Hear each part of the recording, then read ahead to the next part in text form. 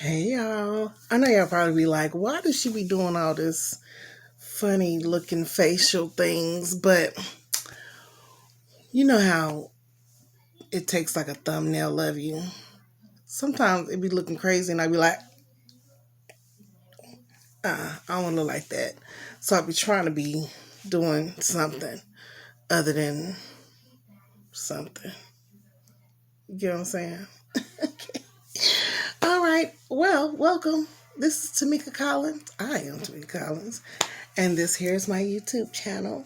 And on these episodes, we are reading the Bible from beginning to the end, Genesis to Revelation. And we are in Deuteronomy, the 10th chapter. And we recap, so let's recap. I almost forgot. Chapter 8 talked about the call to remember and obey all the commandments. We heard one of the famous verses, because I was talking about that the last video about how God is repetitious. And we are to be don't get repetitious, you know what I'm saying? But, because God does a new thing all the time. But there are some things that we should do that should always be done. We should always give him praise. We should always give him honor. We should always thank the Lord for everything that he has done. We should always be grateful. Just like he rises the sun and, and bring, the moon is up and, the seasons change every season. It's a repetition. We know after spring is fall, and it's summer. After summer is fall. After fall is winter. It's some things are repetition, definitely. Okay, so but it says that we heard the famous quote, we can't live by bread alone, rather we live by every word that comes from the mouth of the Lord. Not just the book, but the mouth. So we got to be hearing the word. He is alive God. He is a live spirit. He speaks to us and he tells us what we should do and how we should do. And he leads and he guides us. That's why we ask him to lead us and guide us every day. Nothing that is not living can do that for us. We have to be led by the Holy Spirit, and that's his spirit. Okay. Chapter 9 talks about the victory by God's grace and not to get puffed up and in the I spirit, meaning I did this, look at what I did, and don't forget it was God. I said it was God who done it. He done it, but it was God who did it, and it's God who does it, and it's God who's going to do it. Okay. Talked about also once again the rebelliousness of the people, if that's a word. Chapter 10 was the talking of the new copy of the covenant, because remember Moses broke the first tablets of the commandments the first time, and this time he put them in the ark of the covenant. Moses also reminds them of continuous prayers. There was one thing, he didn't say that, but in his talking and reiterating to them what had happened, he always was reminding them, God was going to destroy you, and I prayed for you. Even when people were coming against him, he was always praying for them. He was like, Lord, please, forgive them. They didn't mean it. I don't want you to, bring your wrath on them. So Moses was a very humble person. He really loved God's people, even though they annoy him. And we get annoyed, but we got to do it in love, in love. Jesus got annoyed, but he did it in love. He rebuked in love, you know. But we should always pray, and we are to pray for each other and love each other. And it's one of those extra commandments he put on. He said, out of all the commandments, to love. We're supposed to love, right? All right, so actually, we are in Deuteronomy, the 11th chapter. I said the 10th, but I had highlighted some stuff out the 10th. That's what it was. Okay, so chapter 11. You must love the Lord God and always keep his requirements, decrees, regulations, and commands. Keep in mind that I am not talking now to your children who have never experienced the discipline of the Lord your God or seen his greatness and his strong hand and powerful arm. They didn't see the miraculous signs and wonders he performed in Egypt against Pharaoh and all his land. They didn't see that the Lord did to the armies, what the Lord did to the armies of Egypt, to their horses and chariots, how he drowned them in the Red Sea as they were chasing you. He destroyed them, and they have not recovered to this very day. Your children didn't see how the Lord cared for you in the wilderness until you arrived here. They didn't see what we did to Dathan and Abiram, the sons of Eliab, a descendant of Reuben, when the earth opened its mouth in the Israelite camp and swallowed them, along with their households and tents and everything that belonged to them. But you have seen the Lord perform all these mighty deeds with your own eyes.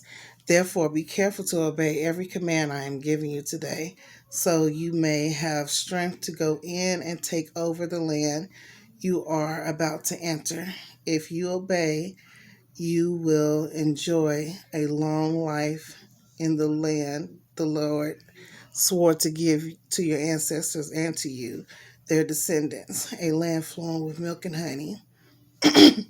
For the land you are about to enter and take over is not like the land of Egypt from which you came, where you planted your seed and made irrigation ditches with your foot as a vegetable garden. Rather, the land you will soon take over is a land of hills and valleys with plenty of rain, a land that the Lord your God cares for.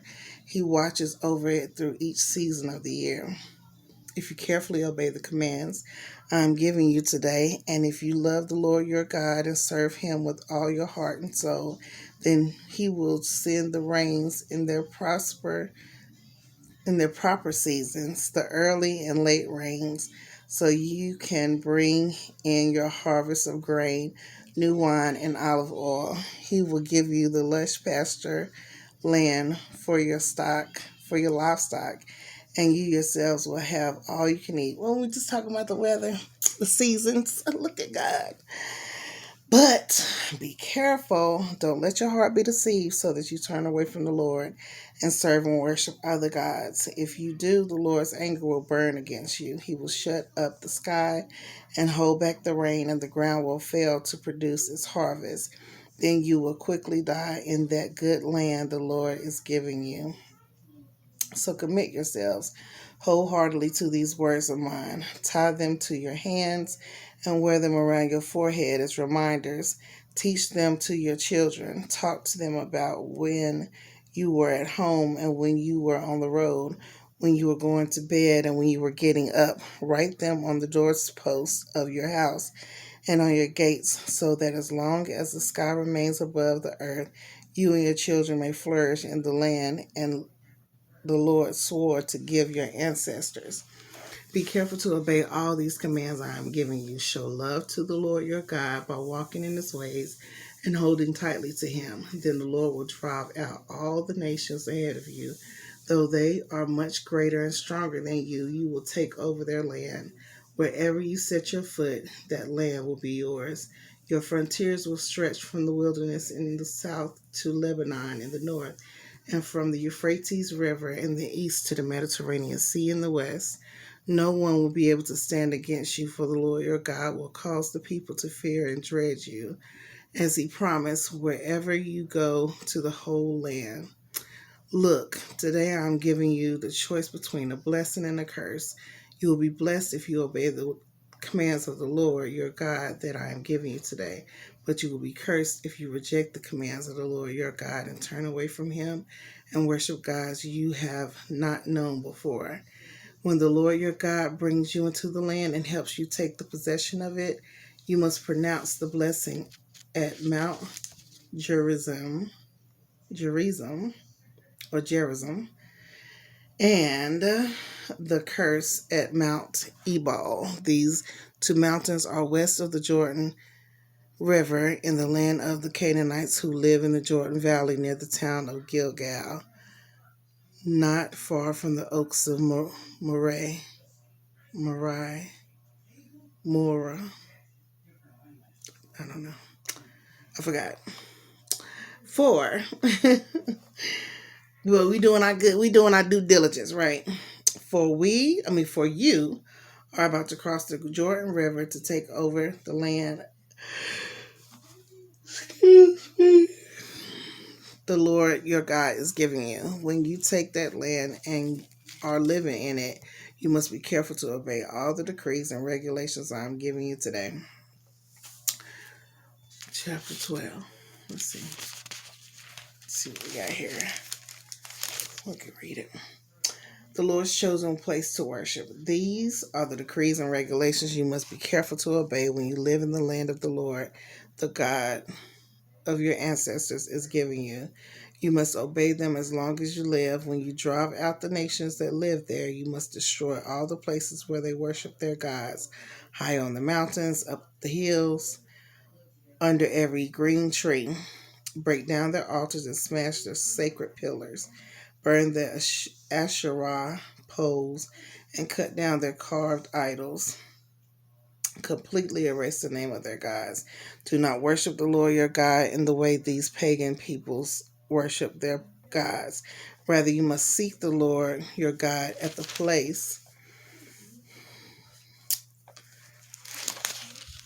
What was the last word? I'm sorry. At the place of worship he himself will choose from among all the tribes, the place where his name will be honored. There you will bring your burnt offerings, your sacrifices, your tithes, your sacred offerings, your offerings to fulfill a vow, your voluntary offerings, your offerings of the firstborn animals of your herds and flocks. There you and your families will feast in the presence of the Lord your God, and you will rejoice in all you have accomplished because the Lord your God has blessed you. Your pattern of worship will change. Today, all of you are doing as you please because you have not yet arrived at the place of rest.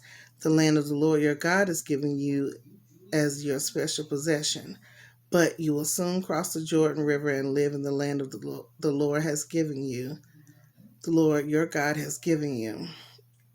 When he gives you the rest When he gives you rest from all your enemies and you're living safely in the land, you must bring everything I command you: your burnt offerings, your sacrifices, your tithes, your sacred offerings, your offerings to fulfill a vow, to a designated place of worship, the place the Lord your God chooses for his name to be honored. You must celebrate there in the presence of the Lord your God with your sons and daughters and all your servants. And remember to include the Levites who live in your towns, for they will receive no allotment of land among you. Be careful not to sacrifice your burnt offerings just anywhere you like. You may do so only at the place the Lord will choose within one of your tribal territories. There you must offer your burnt offerings and do everything I command you. But you may butcher your animals and eat their meat in any town whenever you want. You may freely eat the animals in which the Lord your God blesses you.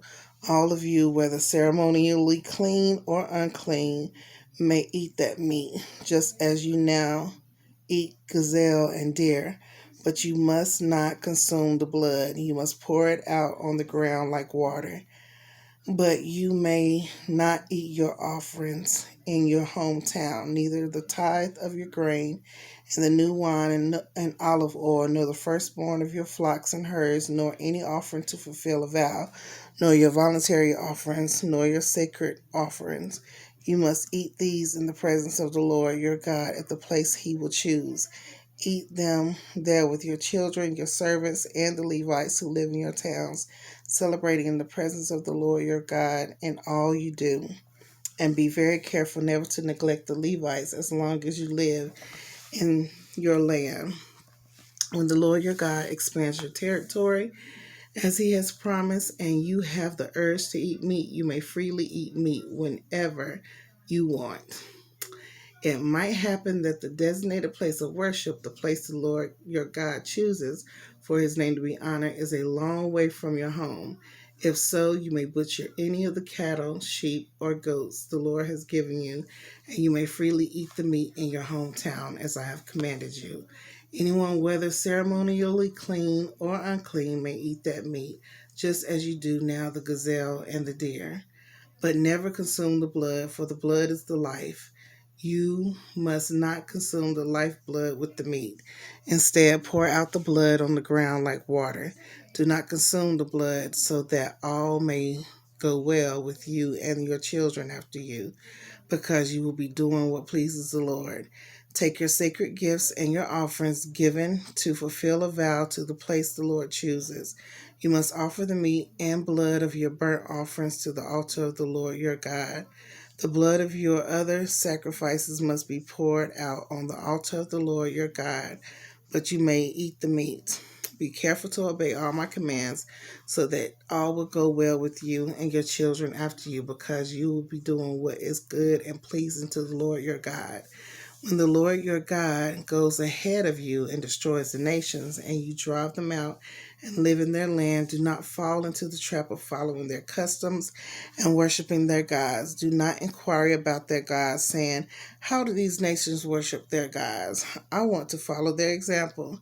You must not worship the Lord your God the way the other nations worship their gods, for they perform for their gods every detestable act that the Lord hates. They even burn their sons and daughters as sacrifices to their gods. So be careful to obey all the commands I give you. You must not add anything to them or subtract anything from them. May the Lord have a blessing to his reading word always. I hope you all have a great morning, afternoon, evening, and night, and in the midnight hour, like it is now. I am about to go to bed and get some rest. I hope you have a great night, and I will see you next time. Peace. You like my fingernails?